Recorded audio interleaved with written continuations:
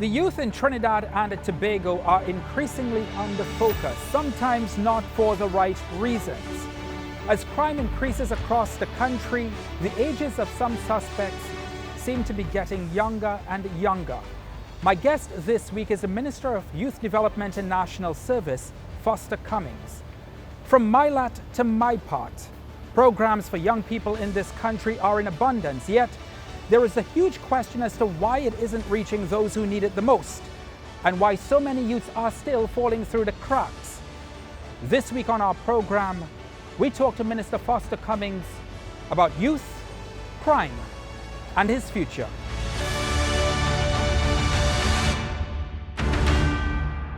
Minister Foster Cummings, welcome to the program. Welcome. I'm very happy to be taking part in the program. Minister, the youth of Trinidad and Tobago provide so much hope for the future.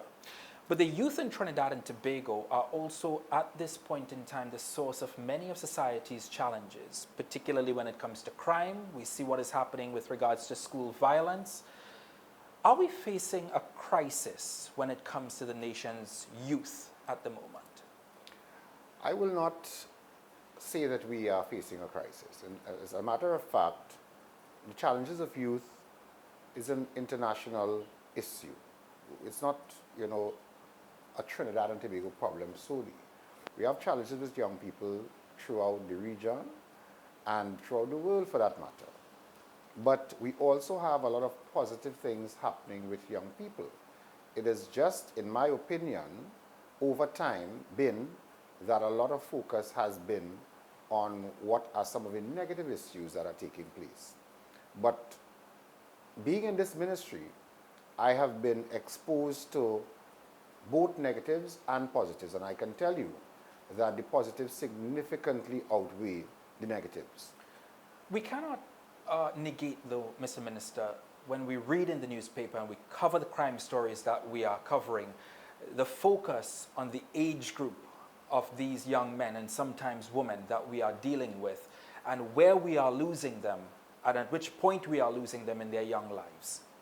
The fact that the Prime Minister established this ministry is a recognition that we do have challenges with our young people. Because never before have we had a ministry particularly dedicated to youth development and national service. This is the first. And the establishment of this ministry signifies the government's intention to address some of those issues frontally and to make sure that young people have available to them the resources and the ability to access programs to be able to develop themselves in a holistic manner. And for all of those who are interested, we are there to reach them wherever they are. But Minister, that's where I want to get to. There are those who are interested, and we see that with the many programs that are available across the country. The challenge for you and your ministry has been getting to those that are disinterested, those that are so far gone, and we need to pull them back in, those who don't have access. And that's where I really want to take the conversation. Okay, so we have been doing that as well. One of our main focus areas has been the category of young people that the UN has categorized as NEET, N-E-E-T. They're not in employment, they're not in education or training. So it's a category of persons that in your own community you might see on the block at 10 a.m. in the day, just idling, as we say in Trinidad and Tobago, not really involved in any productive activity. And that NEET category has been a significant area of focus for us. Some people refer to them as high risk based on the community they may come from. And we have been paying a lot of attention to that area as well. Some of our programs, the CCC, the MyLat program, the MyPart program, and are soon to be developed the MyPart Asset program, are programs designed to treat with some of the problems that those at-risk youths are facing that you have mentioned. The MyLat program in particular, we graduated 87 cadets earlier this week. And you can see from the success of that program a direct intervention in the lives of some of the persons that you are speaking about. Right. So let's talk about some of the persons that have fallen by the wayside. How do we rescue these young people who have fallen into crime. And while they might be a minority, they are certainly making major headlines with criminal activity on a day-to-day basis. Okay, so it is, as I said earlier, it is a question of a holistic youth development. Yes, we are assigning resources to treat the problem you have expressed, but we are putting in place an ecosystem of training and support to guide the young people towards productive behavior. In particular, those young persons who may have exited secondary school and not attained a full certificate to cause them to matriculate to higher education. We want to capture that group. The group that you were speaking about, who I would, as I referred to earlier, the NEET category, we have a suite of programs in place for them as well, because if you want to guide them away from unproductive behavior, if you want to guide them away from being attracted by the criminal element, then you want to make sure that they're equipped to guide them into employment or into small business. And later on, I will tell you about the suite of programs that we have. But we have a specific focus on guiding young people away. Are you going to capture everyone? The answer is no. Because crime really is apart from being a whole of government approach, it is also a whole of society approach. Everyone has a role to play. The institutions have a role to play. The church has a role to play. The media has a role to play.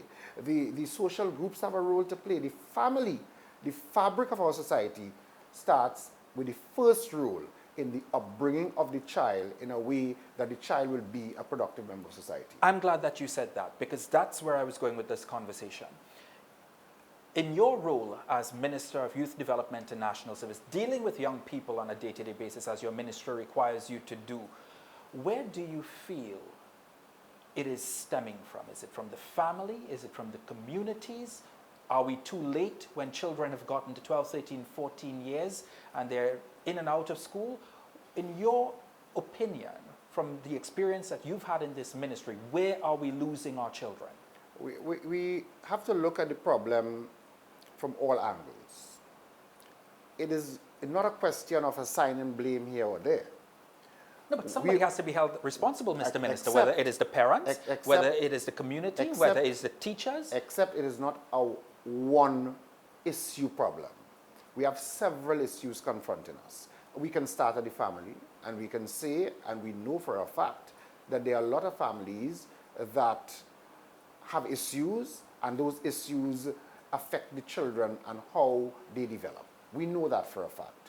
We know that whereas in the past, the community assisted in the upbringing of the child, the extended family, the village setting, all of that, we grew up in that time when that environment and that ecosystem assisted in the upbringing of the child. We do not have that anymore. We know for a fact that in the school system, the teacher, the principal, the deans, all had a role to play in the discipline and education of the child. We know for a fact that the church, the mosque, the mandir, the religious institutions also played a pivotal role. And therefore, it is not just a question of the government problem, it's a problem that the society has to look at. And that's why I said it's not passing blame. We all have to accept that we need to pay attention in a significant way to the future of this country. And the future of this country is investing in the young people of today so that we can have a brighter tomorrow. I'm coming back to that point of investment because that's a very key point that we have to talk about. But I do want to ask you your thoughts on the Commissioner of Police and the police service saying that it is now going to hold parents accountable for the actions of their children, the criminal actions of their children. What do you think about that? Well, I don't know that I have a comment on that because my focus at this time is very different. My focus is on the young minds and how do we reach out to them. They're exposed to social media. They're exposed to so many other elements that we did not have in our time. And that has a role to play. How do we guide them along a productive path? Yes, the parents have a role to play. Yes, we need to strengthen the family. Yes, we need to do more to assist in parenting and responsible parenting.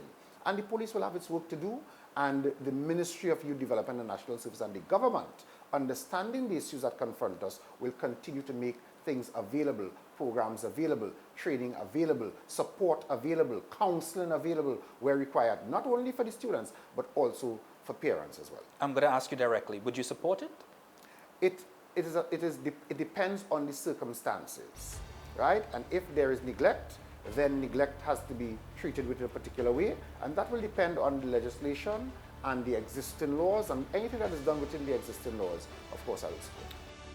Coming up after the break, never short on programs, but why are so many youths falling through the cracks? One of the problems we have in this country is as administrations change, the focus changes and the investment changes, the policy changes.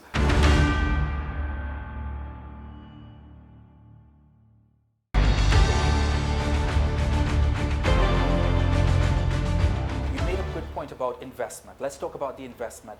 Investment in youth in this country has never ever been lacking, really.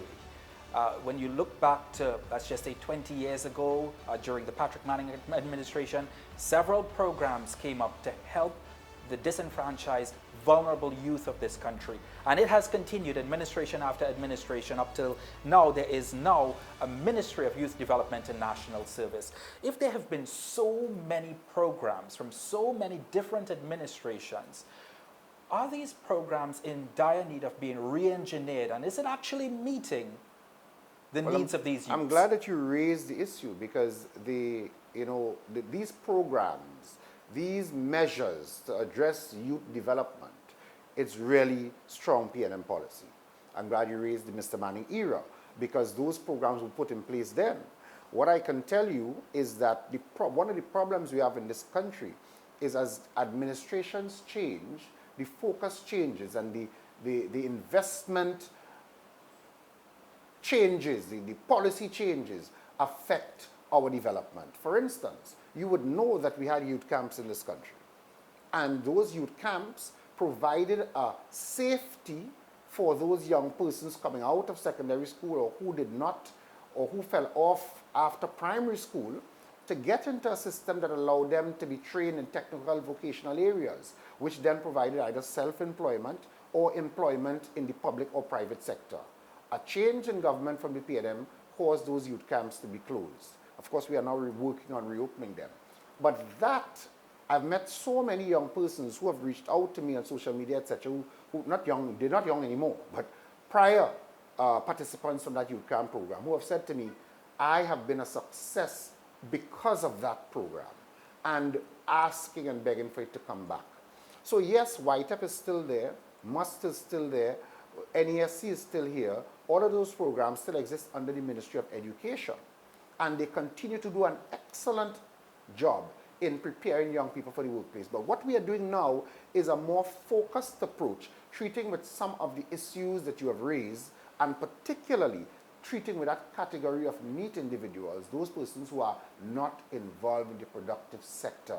They are just there, they are existing, they don't have a plan, they want support, they need support, and these programs, it comes at no cost to them, and they have a stipend to assist them in reaching to the end of the program.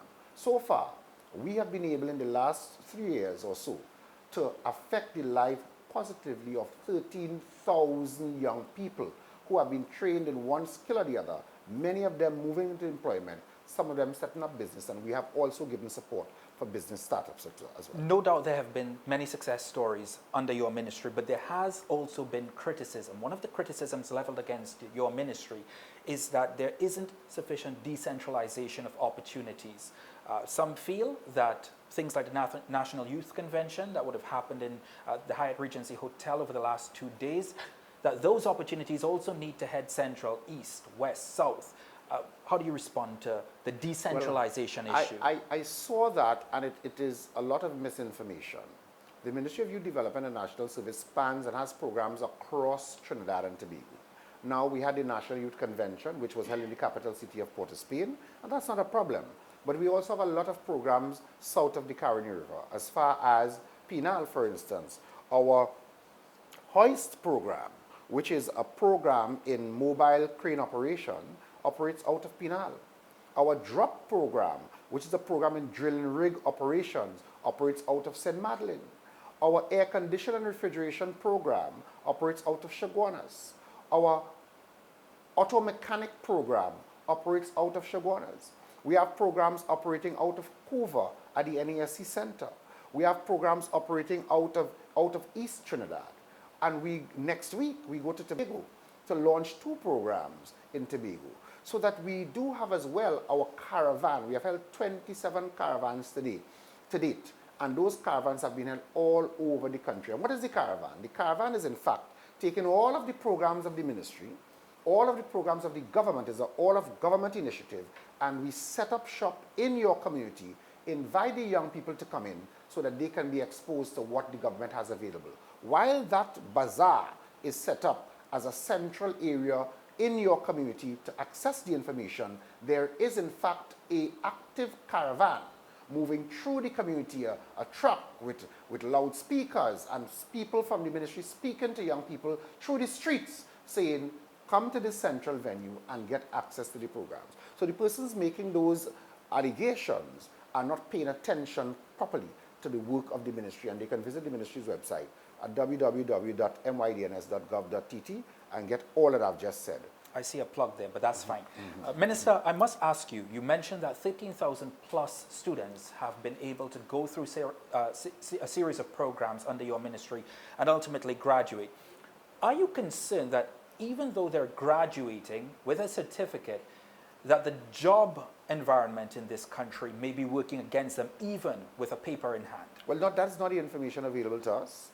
The information, because we do have our monitoring and evaluation unit, tracking the development of all our students coming out of these programs, and the information coming to us is that many of them have gone into self-employment. As a matter of fact, in support of that information, the government has launched a small and micro entrepreneurship grant that is being managed by NETCO. So that what we are doing is steering people into self-employment and job creation as opposed to job seekers. And that grant will give to each of the persons who apply for it, and it's not limited only to persons who have taken part in our program, a grant of $20,000 for their business startup. So for instance, if you come into the program and you train as a barber, you have the skill now, you don't have the tools to execute your trade, you can then apply for this grant. You get a 2 to 3 week training at NETCO because you want to make sure you're not taking the grant to go and buy Adidas sneakers, etc. You get the training, you're training how to operate the business, how to register it, how to pay your taxes, how to do your NIS, etc. Then you get that grant to buy all of your implements and your tools so that you can go into business and execute. And so far, we have in excess of 4,500 persons who have applied for access to that grant. We issued approximately 120 before. We have a 240 cohort that we will issue to in the next month. We have 49 in Tobago that we will issue also in this month. People are gravitating towards self-development, and we are very pleased with the results so far. Your ministry received just about over $270 million in its last budget allocation. What do you hope for in this budget presentation? We will be happy to get the resources we have requested. As you know, we have worked towards developing a suite of safe spaces to get our young people, because you want to create an environment where young people feel comfortable to come to you off the streets and to get access to the information. So much of the resources we are required is to create those safe spaces, the youth camps, which is a residential training, the non-residential development centers, which is an upgrade to what you would have called trade centers long ago, and of course the suite of programs that we have. We have made good use of the resources government has provided for us through our agricultural programs, etc.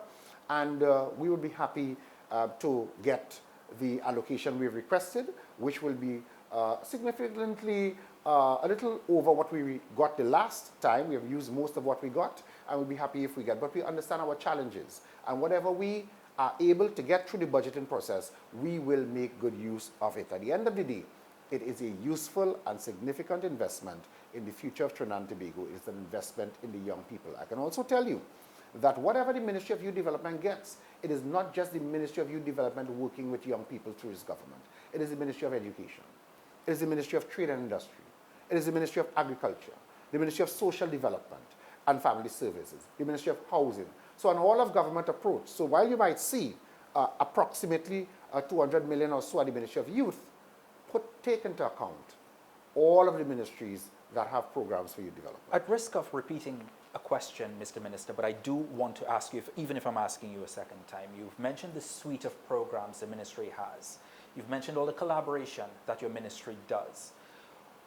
Why is it, in your opinion, do so many of our young men and women are finding themselves on the negative side of the story of Trinidad and Tobago? Well, the story, I can tell you, since we are talking about the negative behavior of young people and others, as I said earlier, this is an international phenomenon. The difference in Trinidad and Tobago is that we have adopted a culture of our front pages being plastered with negative behavior.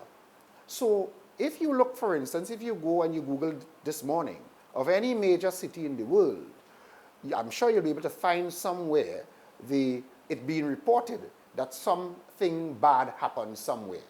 Is it on the front page?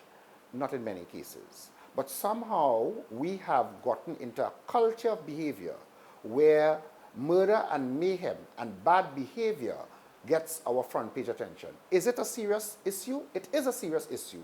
But how do we motivate and encourage our young people towards positive behavior if we do not sell the stories of positivity and good role models?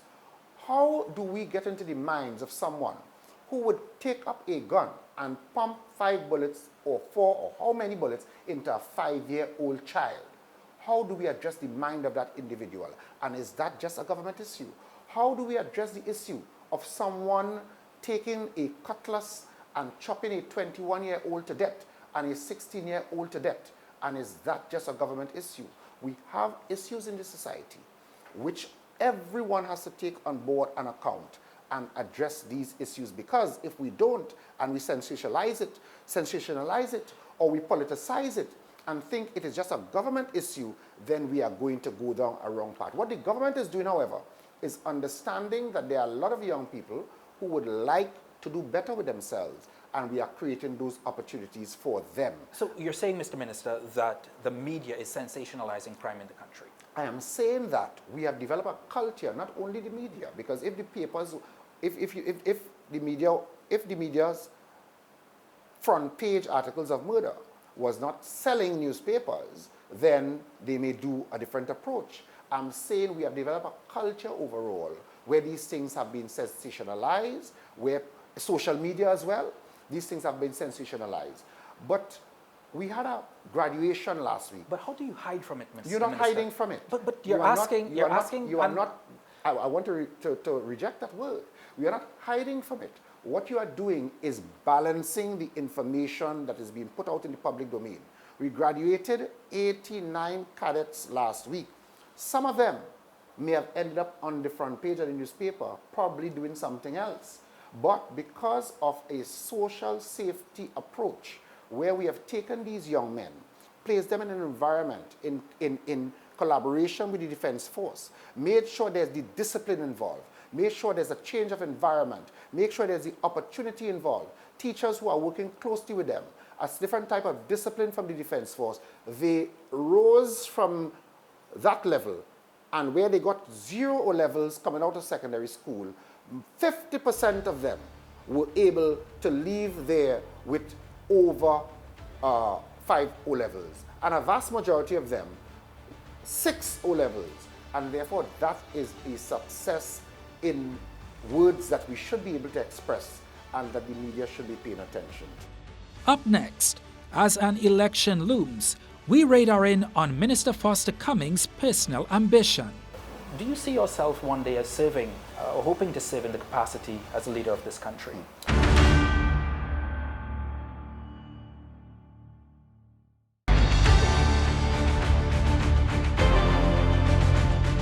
I want to talk a little bit about MyLat. MyLat has been touted as the answer to school violence and students that have been expelled from school do you believe that can assist in the level of violence, in reducing the level of violence we've seen in We are schools? working very closely with the Ministry of National Security and the Ministry of Education. We have a tripartite discussion taking place, and we have formulated a program that we will roll out very soon. As in this day? That is modeled along the MILAT model. It will be managed by the SYSP, which is a Specialized Youth Training Agency, out of the Defense Force, the reserve of the Defense Force. The program is called My Part Asset, and what it will do, all of the persons, the students who have been expelled from secondary school for one reason or the other, most of it being deviant behavior, will come into that program. They will go through a period of assessment for about 3 months or so, and then we direct them into either the technical vocational aspect, which is the My Part, or the academic stream, which is the MILAT. And what we are hoping to do is, instead of them just being expelled from school and falling by the wayside, we present another opportunity in a more disciplined environment where these children can have another opportunity towards their education and their development. You can look out for that program very soon, as well as the implementation of the female version of the MILAT, because as it is now, it's only open to young men. All right. Mr. Minister, I want to talk a little bit about your own personal career for a bit, if you may. You have found yourself on the front pages yourself, as you have... Which one? When I was a market vendor, or now as a politician? Now as a politician. Oh, but nobody put me on the front pages when I was a market vendor, you know. But Mr. Minister, you found yourself on the front pages, sometimes with allegations leveled against you, whether it's land grabbing, etc. Given that they have remained allegations, some of it still before the court, do you sometimes feel that it affects you as minister and your image as Minister of Youth Development for the young people of this country? What I can tell you is, as I say to young people, consider your life a canvas, and you are the painter. You are the one shaping what you would like your life to be. There are going to be people who are going to pass with their own paintbrush and try to shape the image that they would like to paint of you. I do not allow my detractors to get any access to my canvas. They can print whatever they want. They can make whatever allegations they want. I know who I am. I am confident in my ability and my character and what I do, and I do not allow them to distract me at all. What I know is that political detractors, in an effort to steer you away from the objective and the impact that you can make on the lives of the young people that I have responsibility for, will come day after day with those allegations. Do I allow it to stop me? Absolutely not. If they smear me and I feel I have a case, we head to the courthouse, and I have competent attorneys to deal with that. But as for distracting me from the work that the Prime Minister has assigned me to do, they will have no success. You talk about the Prime Minister. We're headed into an election year. You've been serving in this ministry for some time now. What are your own personal ambitions as we head into an election year? To make sure, in the first instance, that the seat that I was able to keep safely in the hands of the PNM is returned to the PNM. And that's my first assignment that I will look forward to doing in any upcoming election. And what happens after that will be up to the Prime Minister and up to God and my willingness to continue to serve. I know that you follow social media closely because you are the Youth Development Minister. There's been a lot of talk lately over the last week concerning the acting Prime Minister, Stuart Young versus Cummings. Do you see yourself one day as serving or hoping to serve in the capacity as a leader of this country? What I can tell you is once you enter politics, you enter to serve. I'm here to serve in whatever capacity that over time the people of this country will have me serving. I do not enter politics to become a Prime Minister. I entered politics out of a desire to serve the people, which I enjoy doing, particularly in my constituency, which I think is a good representation of Trinidad and Tobago. We have an urban area developed in La Joqueta. We have the rural district of Brazil, San Rafael, Talparo, Mamoral, Monte Nuevo, etc. My family roots are from Brazil, so that I enjoy what I do. You can see and feel the passion of my commitment to serving the people, and particularly young people. I enjoy being the Minister of Youth. If tomorrow I'm given another assignment in another ministry, I will grasp it with both hands and put my 100% into it. Wherever the journey takes me, I will follow. But that will depend on the will of the people. Minister Foster Cummings, appreciate your time. Thank you so much.